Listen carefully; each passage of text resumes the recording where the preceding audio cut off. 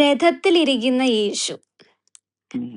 കുരിശിൽ കിടക്കും. ഇപ്പൊ കൃഷ്ണന് മാത്രമല്ല, ഇപ്പോൾ രഥത്തിലിരിക്കുന്ന യേശുവിന്റെ ഒരു ചിത്രമാണ് സോഷ്യൽ മീഡിയയിൽ ഇങ്ങനെ കറങ്ങിക്കൊണ്ടിരിക്കുന്നത്.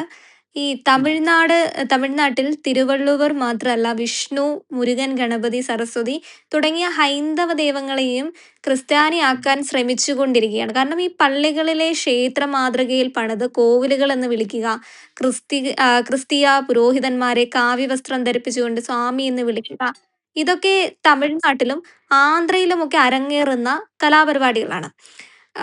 ഈ ഒരു ചിത്രമാണെങ്കിൽ, ഈ ഒരു വാർത്ത അല്ലെങ്കിൽ ഇതിനോട് സാർ എങ്ങനെയാണ് സാറിന്റെ അഭിപ്രായം ഒന്ന് രേഖപ്പെടുത്താമോ?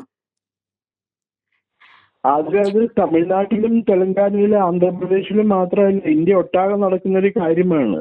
ഗുജറാത്തിൽ വരെ ഉണ്ട്. ഞാൻ അതിലേക്ക് പിന്നെ വരാം. ഇപ്പൊ തമിഴ്നാട്ടിലത്തെ കാര്യം എന്താന്ന് വെച്ചാല്, അവിടെ ഈ കാവ്യവസ്ത്രം ഇട്ടിട്ടുള്ള, കാവ്യ റോബ്സ് ധരിച്ചിട്ടുള്ള പള്ളിയിലച്ചന്മാരുണ്ട്. അതിൽ ഈ ബിഷപ്പിന്റെ വീടിനൊക്കെ എന്താ പറയണമെന്നറിയാമോ? ബിഷപ്പ് ഹൗസ് ഉണ്ട്, ഇവിടുത്തെ ബിഷപ്പ് പാലസ്. അവര് അരമനകളിലാണല്ലോ താമസിക്കുള്ളത്. സാധാരണ വീടുകളിലൊന്നും താമസിക്കില്ല നമ്മുടെ ബിഷപ്പുമാർക്ക്.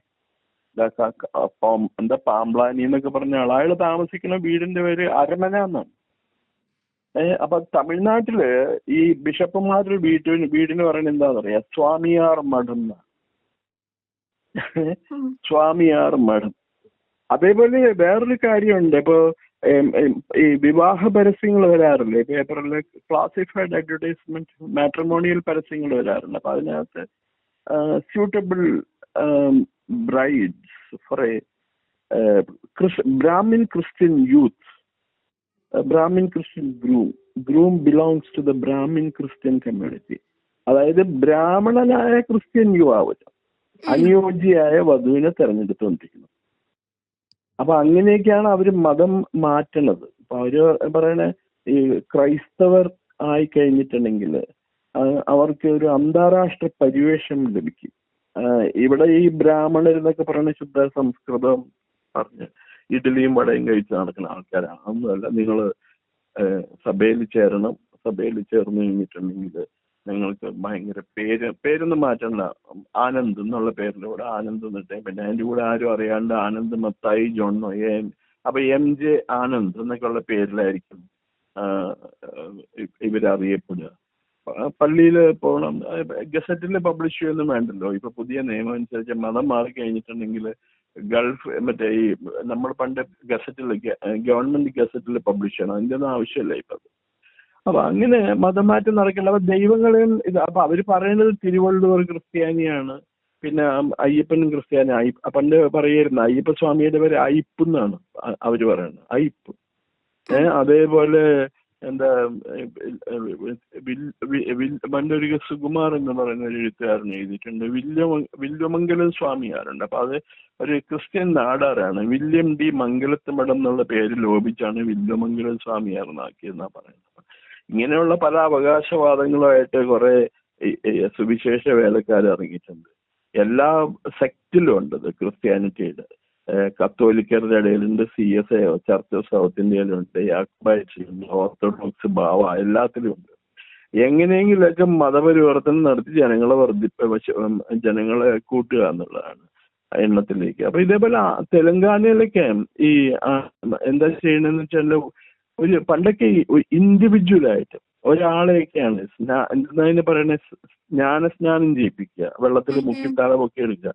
ഇപ്പൊ അങ്ങനെയല്ല. ഇപ്പൊ ഒരു ഗ്രാമം അല്ലെങ്കിൽ ഒരു താലൂക്ക് ചെന്നിട്ട് അവർ കുറെ വെള്ളം തെളിച്ചിട്ട് ഈ താലൂക്ക് ഇന്നോട്ട് ക്രിസ്ത്യൻ താലൂക്കാണ് കേട്ടോ, ഇവിടെ എല്ലാവരും ക്രിസ്ത്യാനികളാണെന്ന് പറഞ്ഞാൽ ആ ക്രിസ്ത്യാനികളായി. ആ രീതിയിലാണ് മതപരിവർത്തനം നടക്കുന്നത്. ഞാനിത് എക്സാഗ്രേറ്റ് ചെയ്യണമെന്നും അല്ല കേട്ടോ, ഇതൊക്കെ ബന്ധപ്പെട്ട് ഡോക്യുമെന്റ്സ് ഉണ്ട്, വളരെയധികം പേര് എഴുതിയിട്ടുണ്ട് അതിനെ കുറിച്ച്.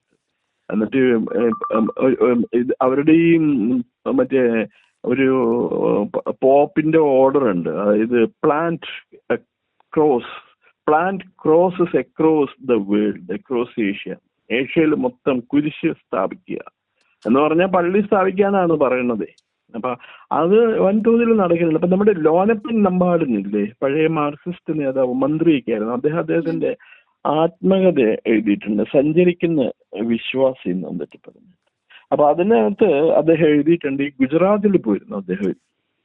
അപ്പൊ അവിടുത്തെ ഗുജറാത്ത് അഹമ്മദാബാദിലെ ഒരു ഗാന്ധിനഗറിലേറ്റ് ഒരു ബിഷപ്പ് അദ്ദേഹത്തിന്റെ പരിചയക്കാരനാണ്. അവിടെ പോയി കണ്ട് പറഞ്ഞു, അയ്യോ നിങ്ങൾ ഈ ഇന്ന പള്ളിയിൽ പോകണം, ഒട്ടകമാതാവിന്റെ പള്ളിയാണ്, അവിടെ പോകണം. അതെന്ത് ഈ ഒട്ടകമാതാവ് എന്ന് ചോദിച്ചു.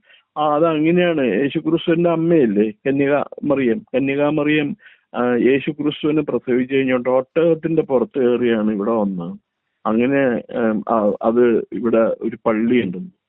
അങ്ങനെ ഒട്ടകമാതാവ് എന്നുള്ള രീതിയിൽ പേരിലൊരു പള്ളിയുണ്ട് അവിടെ. ഇപ്പൊ ക്രിസ്ത്യാനികൾ മതം മാറ്റാനായിട്ട് പല ടെക്നോളജിയും പല സാങ്കേതിക വിദ്യകളും ഉപയോഗിക്കും. അതിലൊന്നാണ് ഈ ഒട്ടകമാതാവ് എന്ന് പറയുന്നത്. യഥാർത്ഥത്തിൽ നമ്മൾ ഈ കൺസ്യൂമർ പ്രോഡക്ട്സ് ഇല്ലേ, ഇപ്പൊ സോപ്പോ ചീപ്പ് കണ്ണാടി, അതല്ലെങ്കിൽ പ്രഷർ കുക്കർ, അതേപോലെ എന്തെങ്കിലുമുള്ള ഫ്രിഡ്ജ്, ടി വി, ഇതൊക്കെ വിൽക്കാൻ വേണ്ടി ആ കമ്പനികളുടെ മാർക്കറ്റിംഗ് വിഭാഗം ഉപയോഗിക്കുന്ന തന്ത്രം മതപ്രചരണത്തിന് വേണ്ടിയിട്ട് ക്രിസ്ത്യാനികളും മുസ്ലിം സമുദായക്കാരും ഉപയോഗിക്കുന്നു. ക്രിസ്ത്യാനികൾ വളരെ പരസ്യമായിട്ടാണ് അതല്ല അവർ പറയണത്. മിറാക്കിൾ ക്രൂസൈഡ്, അത്ഭുത രോഗശാന്തി ശുശ്രൂഷ. നമ്മൾ അവിടെ ചെന്നാൽ മതി, പാട്ടുപാടി നമ്മുടെ സൂക്കേട് ഭേദമാക്കും, ഒരു മരുന്നും കഴിക്കേണ്ട ആവശ്യമില്ല. ഇതും പറഞ്ഞുകൊണ്ട് പറയണ ഈ പ്രചരിപ്പിക്കാൻ നടക്കുന്ന ഉപദേശിക്ക് പനി വന്നാൽ ഉടനെ ആശുപത്രിയിൽ പോയി കിടക്കും. അവിടെ പ്രാർത്ഥനയൊന്നുമില്ല, സ്വന്തം കാര്യം സിന്ദാബാദ്. അപ്പൊ ഇതിങ്ങനെ എല്ലായിടത്തും ഉള്ള കാര്യമായിരുന്നു.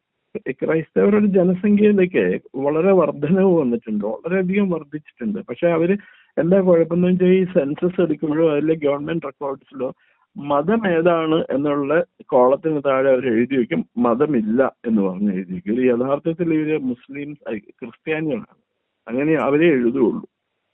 ഇപ്പൊ ഞാൻ ഒരു കാര്യം ചോദിക്കട്ടെ, നിരീശ്വരവാദികൾ ഏതെങ്കിലും ഒരു ഇസ്ലാമിക് നിരീശ്വരവാദിയെ കണ്ടിട്ടുണ്ടോ? അത് ഒരുത്തനുമില്ല. അവരൊക്കെ ദൈവവിശ്വാസികളാണ്. അവര് ഈ നിരീശ്വരവാദികൾ മൊത്തം ഹിന്ദുക്കളാണ്. പിന്നെ ഈ പേരിന് ഒന്ന് രണ്ട് മറ്റേ മരുന്നിന് ഒന്ന് രണ്ട് ക്രിസ്ത്യാനികൾ ഉണ്ടാവും. പക്ഷെ അവരൊക്കെ രഹസ്യമായിട്ട് പള്ളിയിൽ പോണവരവരൊക്കെ. അപ്പൊ അങ്ങനെയാണ് ഇവിടുത്തെ ഇത് നടത്തുന്ന മുഴുവൻ. പിന്നെ ചരിത്രം വളച്ചൊടിക്കാൻ വേണ്ടിയിട്ട് അവർക്ക് സംഘമേറ ലിറ്ററേച്ചർ എന്നൊക്കെ പറഞ്ഞ ഒരു പരിപാടിയുണ്ട്. സംഘം കാലഘട്ടത്തിലെ സാഹിത്യം എന്നൊക്കെ പറഞ്ഞ് എഴുതി പിടിപ്പിച്ചു വെച്ചിട്ടുണ്ട് ജനങ്ങളെ പറ്റിക്കാൻ വേണ്ടി. പിന്നെ സെന്റ് തോമസ് വന്നത് ഇന്ത്യയിലാണ്. എന്നിട്ട് അദ്ദേഹത്തിനെ അടക്കം ചെയ്തിരിക്കുന്ന മൈലാപ്പൂരിലോ മറ്റേ മൗണ്ട് സെന്റ് തോമസ് എന്ന് പറഞ്ഞ ഒരു സ്ഥലമുണ്ട്. അവിടെ പള്ളിയിലാണ് അയാളെ അടക്കം ചെയ്തേക്കുന്നതെന്നാണ് അവർ അവകാശപ്പെടുന്നത്. പക്ഷേ അവരുടെ പോപ്പായിരുന്നു ജോസഫ് റാറ്റ്സിംഗർ ഉണ്ട്. അയാൾ പറയണേ ഈ സെന്റ് തോമസ് ഏഷ്യയിലേക്ക് വന്നിട്ടില്ല, ഏഷ്യയിൽ പോലും വരാത്ത സെന്റ് തോമസ് എങ്ങനെ ഇന്ത്യയിൽ വന്നു എന്നുള്ളതൊരു വലിയ ചോദ്യമാണ്. അതിന് പരിഹരിക്കാൻ അവർ മാർഗമില്ല. അവർക്ക് അത് ഇവിടുത്തെ ആൾക്കാർ ആ വിഷയം കൈകാര്യം ചെയ്തിട്ടില്ല. കാരണം മാധ്യമങ്ങളൊക്കെ ആ വാർത്ത ബ്ലോക്ക് ചെയ്തേക്കുക.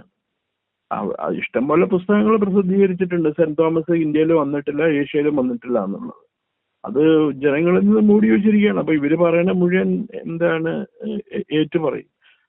ഈ മതപരിവർത്തനത്തിന് ഒന്ന് സെന്റ് തോമസ് കുറച്ച് വെള്ളം എടുത്ത് ജപിച്ച് മുകളിലോട്ട് എറിഞ്ഞിട്ട് ആ വെള്ളമൊക്കെ മുകളിൽ തന്നെ നിൽക്കുന്നൊക്കെയാണ് പറയുന്നത്, സിനിമയിൽ കാണിച്ചിരിക്കുന്നത്.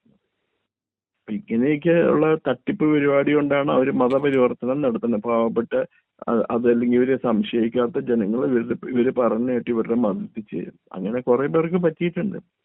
ഇപ്പൊ പണ്ട് നമ്പൂതിരിമാരൊക്കെ മതം മാറി ക്രിസ്ത്യാനികളായി എന്നാണ് ചിലർ അവകാശപ്പെടുന്നത്. ഇപ്പൊ ചില ക്രൈസ്തവർ പറയും ഞങ്ങളുടെ അപ്പൂപ്പൻ ക്രിസ്ത്യാനിയായിരുന്നു, സെന്റ് തോമസ് വന്ന് വെള്ളം തിളപ്പിച്ചിട്ട് ക്രിസ്ത്യാനിയായതല്ലേ, അല്ല നമ്പൂതിരിയായിരുന്നു. ഇവിടെ മറ്റേ സെന്റ് തോമസ് വന്ന് അദ്ദേഹത്തിനെ ജ്ഞാനസ്നാനം ചെയ്യിപ്പിച്ച് ക്രിസ്ത്യാനിയാക്കിയതാന്ന് പറയും. ഈ നമ്പൂതിരിമാരുടെ കാര്യം അറിയില്ലേ? നമ്പൂതിരിമാര് സമൂഹത്തിൽ വളരെ ഉന്നത പദവിയിൽ ഇരുന്ന ആൾക്കാരാണ്.